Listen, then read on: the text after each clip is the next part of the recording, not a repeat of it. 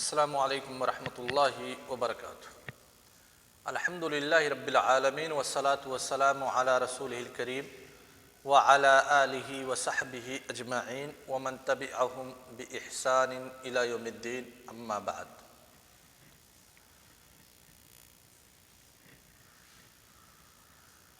اصول فقہ کے آج کے درس میں ہمیں پڑھانا تھا مطلق اور مقید، لیکن مطلق اور مقید کی بحث ہم کچھ مؤخر کر رہے ہیں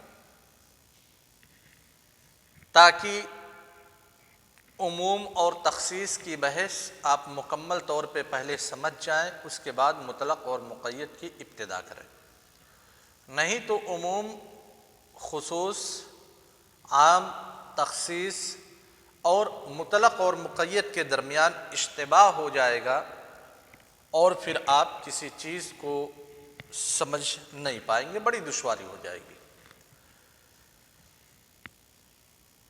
اس لیے مطلق اور مقید کی بحث کو مؤخر کر کے ہم شروع کر رہے ہیں مجمل اور مبین کی بحث۔ علامہ ابن عثیمین رحمہ اللہ اپنی کتاب الاصول من علم الاصول میں تحریر کرتے ہیں، کہتے ہیں تعریف المجمل، المجمل لغتاً المبہم والمجموع، کہ مجمل کسے کہتے ہیں یا مبین کسے کہتے ہیں۔ سب سے پہلے مجمل کی ہم لغوی تعریف جان لیں، اس کے بعد اصطلاحی تعریف جان لیں، اور اصطلاحی تعریف جاننے کے بعد کچھ مثالیں لے لیں جس سے سمجھنے میں آسانی ہو۔ تو کہتے ہیں مجمل کا اطلاق لغت کے اندر مبہم اور ایک مجموعہ پہ ہوتا ہے۔ مبہم یعنی ایسی چیز جو مکمل طور پہ واضح نہ ہو، کسی نہ کسی زاویے میں ابہام ضرور پایا جائے، وضاحت نہ ہو کمپلیٹلی، ایسی چیز کو لغت میں مبہم کہتے ہیں۔ اصطلاحاً کہتے ہیں ما یتوقف فہم المراد منہ علی غیرہ اما فی تعیینہ او بیان صفتہ او مقدارہ، یعنی مجمل وہ لفظ ہے جس کی مراد کو سمجھنا اس کے غیر پر موقوف ہو، یعنی بذات خود اسی لفظ سے آپ اس کے مراد کو نہیں سمجھ سکتے، کسی دوسرے لفظ سے آپ کو سہارا لینا پڑے گا، کسی دوسرے دلیل پر آپ کو اعتماد کرنا پڑے گا۔ تو مجمل وہ لفظ ہے جس کی مراد کو سمجھنا کسی غیر کے اوپر موقوف ہو، یا تو اس کی تعیین کرنے میں،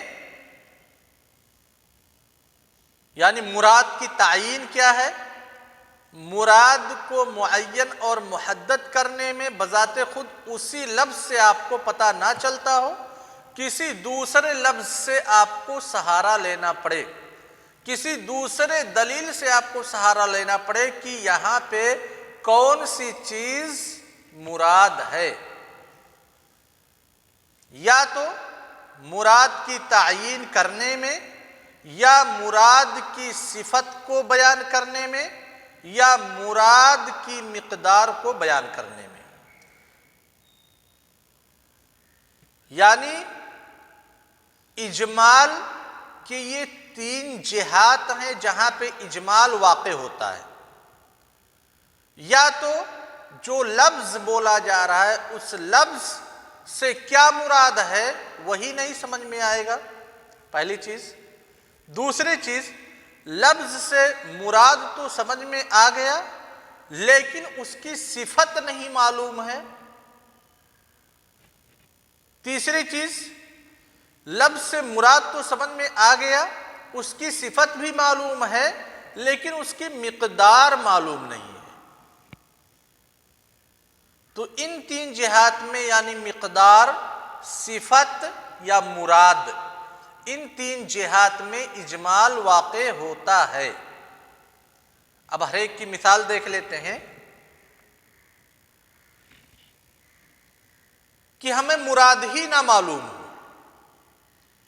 جب تک کسی دوسرے دلیل کے اوپر ہم ڈپینڈ نہیں کرتے ہیں تب تک ہمیں متکلم کا جو لفظ ہے اس لفظ سے متکلم نے مراد کیا لیا ہے اس کے مراد ہی کو نہیں سمجھ سکتے۔ اس کی مثال اللہ تبارک و تعالیٰ کا قول وَالْمُطَلَّقَاتُ يَتَرَبَّصْنَ بِأَنفُسِهِنَّ ثَلَاثَةَ قُرُوء، وہ عورتیں جن کو طلاق دے دیا گیا ہے وہ اپنے آپ کو روکے رکھیں گی، یعنی عدت میں رہیں گی۔ کب تک؟ ثلاثة، 3 قروء، قروء کا معنی قروء، 3 قروء تک۔ اب لفظ قروء عربی زبان کا لفظ ہے، متکلم نے یعنی اللہ تبارک و تعالیٰ نے لفظ قروء سے کیا مراد لیا ہے آپ اسی نص کو دیکھ کر کے نہیں پتہ لگا سکتے، کیونکہ لفظ قروء 2 معنی میں استعمال ہوتا ہے، ایک معنی ہے طہر کا، ایک معنی ہے حیض کا۔ لہذا صرف اس آیت کی روشنی میں آپ تحدید نہیں کر سکتے کہ قروء کا معنی حیض ہے یا طہر ہے، ٹھیک ہے؟ جیسے لفظ مشتری یا لفظ عین لے لیتے ہیں، عین یا نون۔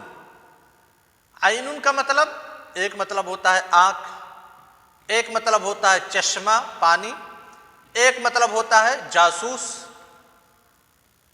اب لفظ عین بول دیا جائے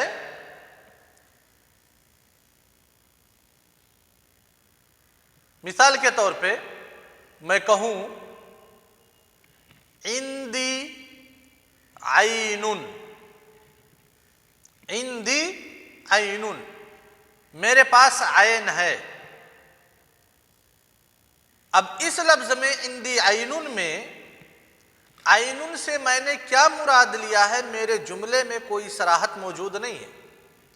ہو سکتا ہے عینن سے مراد میں نے جاسوس لیا ہو کہ میرے پاس ایک جاسوس ہے، عینن سے مراد میں نے اپنی حقیقی آنکھ لی ہو جس سے دیکھا جا سکتا ہے، یا عینن سے مراد میں نے ایک کنواں لیا ہو جس میں پانی موجود رہتا ہے، چشمہ۔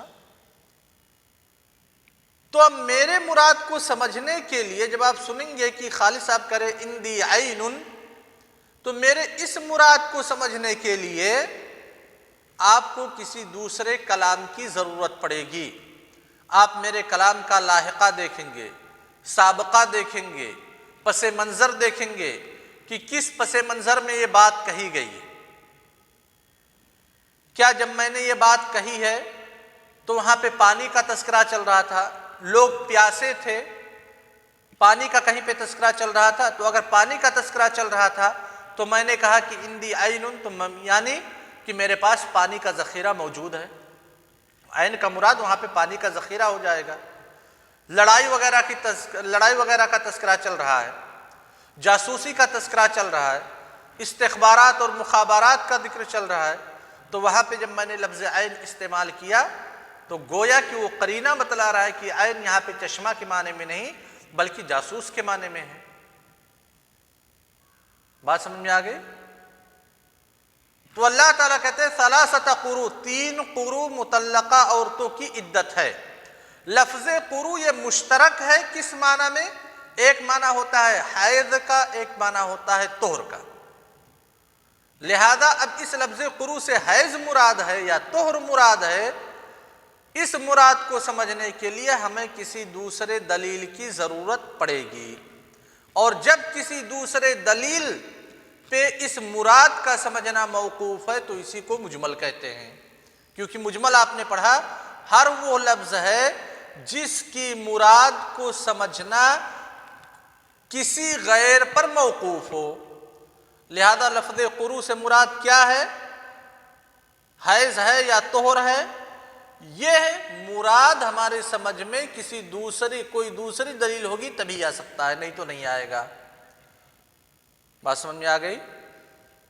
چلیے، یہ تو ہو گیا کہ مراد کا سمجھنا کسی دوسری دلیل پہ موقوف ہو۔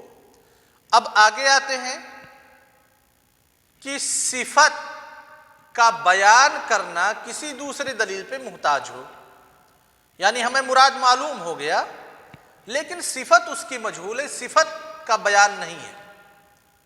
اللہ تبارک و تعالیٰ کا قول وَأَقِيمُوا الصَّلَاةَ وَآتُوا الزَّكَاةَ، نماز قائم کرو، زکوٰۃ کی ادائیگی کرو۔ الصلاۃ شرعی معنی میں ہم جانتے ہیں کہ صلاۃ کس کو کہتے ہیں؟ تکبیر تحریمہ سے شروع ہوتا ہے، صلاۃ تکبیر تحریمہ سے اس کی ابتدا ہوتی ہے اور تسلیم پہ اختتام ہوتا ہے۔ چند حیات کے مجموعہ کا نام، اقوال و افعال کے مجموعہ کا نام نماز صلاۃ ہے۔ صلاۃ سے ہم سمجھ گئے کہ صلاۃ سے کیا مراد ہے، لیکن اس صلاۃ کی کیفیت کیا ہے، کیسے نماز ادا کی جائے گی، اس کی صفت کیا ہے نماز ادا کرنے کی، اس آیت سے ہمیں سمجھ میں آنے والا نہیں ہے۔ لہذا صلاۃ کی کیفیت جاننے کے لیے دوسرے نصوص کا ہمیں سہارا لینا پڑے گا۔ صلاۃ کی صفت کو سمجھنے کے لیے ہم کسی دوسرے کے محتاج ہیں، غیر کے محتاج ہیں۔ تو جب ہم کسی چیز کی صفت یا کسی چیز کی کیفیت کو جاننے کے لیے غیر کے محتاج ہوتے ہیں تو وہی چیز مجمل کہلاتی ہے۔ ٹھیک ہے؟ تیسرا زاویہ جہاں پہ اجمال ہوتا ہے، ہمیں جو مراد ہے متکلم کا وہ بھی معلوم ہے، صفت بھی ہمیں معلوم ہے، لیکن مقدار معلوم نہیں ہے۔ متکلم کے لفظ میں مقدار کی کوئی وضاحت نہیں ہے، اس مقدار کو سمجھنے کے لیے کسی دوسرے کا ہمیں سہارا لینا پڑے گا۔ اس کی مثال اللہ تبارک و تعالیٰ کا قول وَأَقِيمُوا الصَّلَاةَ وَآتُوا الزَّكَاةَ،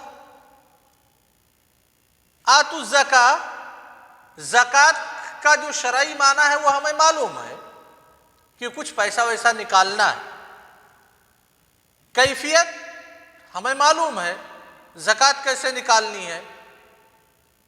وَمِمَّا أَخْرَجْنَا لَكُم مِّنَ الْأَرْضِ، زمین سے جو چیزیں نکلتی ہیں اس میں زکوٰۃ نکالنی ہے۔ وہ زکوٰۃ کب ادا کرنا ہے؟ وَآتُوا حَقَّهُ يَوْمَ حَصَادِهِ، جس دن کٹائی کا دن ہے اسی وقت ہمیں زکوٰۃ نکال کر کے ادا کرنا ہے، زکوٰۃ دینا ہے۔ لہذا مراد بھی معلوم ہے اور بعض اوصاف بھی معلوم ہے، لیکن کتنا زکوٰۃ نکالنا ہے، مقدار کیا ہے زکوٰۃ نکالنے کی، یہ ہمارے پاس نہیں ہے۔ اس نص سے، اس آیت سے ہم نہیں پتہ لگا سکتے۔ یا اللہ تبارک و تعالیٰ کا وَآتُوا حَقَّهُ يَوْمَ حَصَادِهِ، اس کا جو حق ہے یعنی کھیتی کا جو حق ہے، اس حق کو کھیتی کے کاٹنے کے وقت دے دو، یعنی جو کھیتی میں زکوٰۃ ہوتا ہے، غلے میں جو زکوٰۃ ہوتا ہے، جس دن غلہ کاٹ کر کے آئے اسی دن اس کے زکوٰۃ کی ادائیگی کر دو۔ ٹھیک ہے بھائی، زکوٰۃ ہمیں ادا کرنا ہے، لیکن کتنا؟ وَآتُوا حَقَّهُ يَوْمَ حَصَادِهِ میں مقدار بتلایا گیا؟ نہیں بتلایا گیا۔ تو جب یہ مقدار ہم اس نص میں نہیں پا رہے ہیں تو اس مقدار کو جاننے کے لیے کسی دوسرے نص کی طرف ہمیں رجوع کرنا پڑے گا، اور جو نص اس مقدار کو واضح کرے گا وہی نص اس آیت کے اندر جو اجمال ہے اس اجمال کا مبین ہوگا، یعنی اجمال کو بیان کرنے والا ہوگا۔ سمجھ گئے شباب؟ تو یہ مجمل کی تعریف ہو گئی۔ آگے ہے مبین یا مبین۔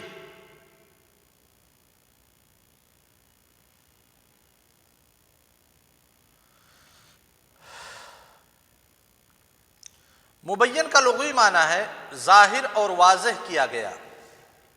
اسم مفعول بین یبین، تبیینا سے مبین، یا پہ فتحہ کے ساتھ اسم مفعول کا صیغہ، یعنی واضح کیا گیا۔ مجمل جس کو مبہم رکھا گیا ہے، اور مبین جس کو واضح کر دیا گیا ہے۔ مبین کی تعریف کرتے ہوئے اصطلاحی تعریف کہتے ہیں وہ لفظ ہے جس سے مراد سمجھ میں آ جائے، اصل وضع کے اعتبار سے یا وضاحت کے بعد، یعنی وہ لفظ ہی لغت میں بنایا گیا ہے کہ اس سے فوراً مراد سمجھ میں آ جائے۔ جیسے لفظ سما، سما کا معنی آسمان، فوراً جب ہم سما کہتے ہیں ہمارے ذہن میں آسمان کا فگر گھومنے لگتا ہے۔ ارض زمین، جب ہم ارض سنتے ہیں فوراً ہمارے سمجھ میں بات آ جاتی ہے کہ یہاں زمین کی بات ہو رہی ہے، یا تو اصل وضع سے سمجھ میں آ جائے، جیسے اس کی مثال دیا کہ اس لفظ کی مثال جس سے مراد اصل وضع کے اعتبار سے سمجھ میں آ جائے، لفظ سما آسمان کے لیے، ارض زمین کے لیے، جبل پہاڑ کے لیے، عدل انصاف کے لیے، ظلم زیادتی کے لیے، صدق سچائی کے لیے، یہ کلمات اور ان جیسے باقی کلمات اصل وضع کے اعتبار سے ہی سمجھ میں آ جاتے ہیں۔ یہ اپنا معنی بتلانے کے لیے کسی دوسرے کے محتاج نہیں ہوتے۔ جب آپ کہتے ہیں عدل، تو عدل کا معنی سمجھنے کے لیے ہمیں کسی دوسرے جملے کی ضرورت ہے؟ عدل کا معنی سمجھنے کے لیے ہمیں کسی دوسرے نص کی ضرورت ہے؟ بالکل نہیں، یہ اصل وضع کے اعتبار سے ہی سمجھ میں آ جاتے ہیں۔ تو مبین میں دو چیزیں ہیں، ایک ہے جو اپنے اصل وضع کے اعتبار سے مراد سمجھ میں آ جائے، اور دوسری چیز ہے اصل وضع کے اعتبار سے مراد سمجھ میں نہ آئے لیکن وضاحت کے بعد سمجھ میں آ جائے۔ جیسے اس سے پہلے مثال دی گئی تھی وَأَقِيمُوا الصَّلَاةَ وَآتُوا الزَّكَاةَ، نماز قائم کرو، یہاں اجمال ہے اس آیت میں، لیکن جب اس اجمال کا بیان ہو گیا، نماز کی صفت بتلا دی گئی، اس کی کیفیت بتلا گئی احادیث کے اندر، تو اب اقیم الصلاۃ یہ مبین ہو گیا، یعنی جس کو بیان کیا گیا ہے، اجمال اب باقی نہیں رہ گیا۔ وآتوا الزکاۃ، کتنی مقدار میں زکوٰۃ کی ادائیگی کرنی ہے، زکوٰۃ کا نصاب کیا ہے؟ جب ہم نے احادیث کا مطالعہ کیا تو پتہ چلا کہ زکوٰۃ کی مقدار اتنی ہے، الخارج من الارض، جو چیز زمین سے غلے کی شکل میں نکلتی ہے اس میں ہمیں 10% دینا ہے یا 5% دینا ہے۔ فیما سقط السماء العشر، اگر آسمانی بارش سے وہ غلہ پیدا ہوا ہے تو 10% دینا ہے، اور اگر سچائی کے ذریعہ سے پیدا ہوا ہے تو اس میں 5% دینا ہے۔ مقدار معلوم ہو گیا۔ لیس فیما دون خمسۃ اوسق، صدقہ کی 7.5 کنٹل سے کم میں زکوٰۃ نہیں ہے، مقدار معلوم ہے۔ تو جب مقدار احادیث کے ذریعہ سے معلوم ہو گئی زکوٰۃ کی، اور احادیث کے ذریعہ سے صلاۃ کی کیفیت معلوم ہو گئی، تو اب وَأَقِيمُوا الصَّلَاةَ وَآتُوا الزَّكَاةَ یہ مجمل نہیں رہ گئے، کیونکہ ان کی وضاحت ہو چکی ہے۔ سمجھے نا شباب؟ تو مبین کہتے ہیں کہ جس چیز کا مراد اصل وضع سے ہی جانا جائے یا وضاحت کے بعد جانا جائے، یہ ہے مجمل اور مبین۔ دونوں کا معنی یہ ہے، اور ایک مختصر سی بحث ہے کہ العمل بالمجمل، کہ مجمل پہ عمل کرنے کا حکم کیا ہے یا کیسے عمل کیا جا سکتا ہے۔ یہ درس انشاءاللہ کل۔ السلام علیکم ورحمۃ اللہ وبرکاتہ۔